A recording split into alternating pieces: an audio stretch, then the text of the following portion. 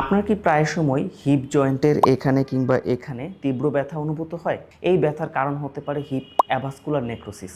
Heap avascular necrosis হচ্ছে এমন একটি অবস্থা যেখানে আমাদের হিপ জয়েন্টের সবচেয়ে বড় যে অস্থি ফিমার, সেই ফিমারের মাথার একেবারে প্রান্তের দিকে রক্ত চলাচল কমে আসে, সেখানে অক্সিজেন সাপ্লাই কমে যায়, যার কারণে ফিমারের হেডে যে কোষ বা সেলগুলো আছে সেগুলো আস্তে আস্তে ড্যামেজ হতে শুরু করে। এবং যদি সঠিকভাবে চিকিৎসা না করা হয় তাহলে অনেক সময় দেখা গেছে যে সেখানে হাড় ক্ষয় শুরু হতে পারে এবং অস্টিওপোরোসিস হয়ে যেতে পারে। আসুন জেনে নেওয়া যাক হিপ অ্যাভাস্কুলার নেক্রোসিসের প্রধান প্রধান লক্ষণগুলো কী কী। হিপ অ্যাভাস্কুলার নেক্রোসিসের লক্ষণ সাধারণত প্রাথমিক পর্যায়ে তেমন একটা পরিলক্ষিত হয় না, কিন্তু সময়ের সাথে সাথে ধীরে ধীরে লক্ষণ প্রকাশ পায়। যেমন আপনি যদি দাঁড়িয়ে থাকেন বা আপনি যদি হাঁটা চলা করেন তাহলে সেক্ষেত্রে আপনার হিপ জয়েন্টে ব্যথা অনুভূত হতে পারে। অনেকক্ষণ ধরে দাঁড়িয়ে বা হাঁটা চলা করলেও ব্যথা অনুভূত হতে পারে।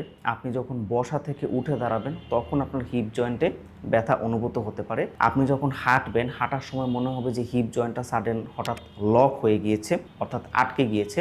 হিপ জয়েন্টের আশেপাশের যে মাংসপেশিগুলো সেগুলো অনেক দুর্বল হয়ে যাবে। এছাড়াও অনেক সময় দেখা যায় যে আপনি ব্যথার জন্য খুঁড়িয়ে খুঁড়িয়ে হাঁটতে শুরু করবেন, অর্থাৎ ব্যথা এতটাই তীব্র হবে যে আপনার হাঁটাটা আসলে স্বাভাবিক হবে না। তো সাধারণত এই লক্ষণগুলো প্রকাশ পায় এবং সময়ের সাথে সাথে এই লক্ষণগুলো আস্তে আস্তে আরও বাড়তে থাকে।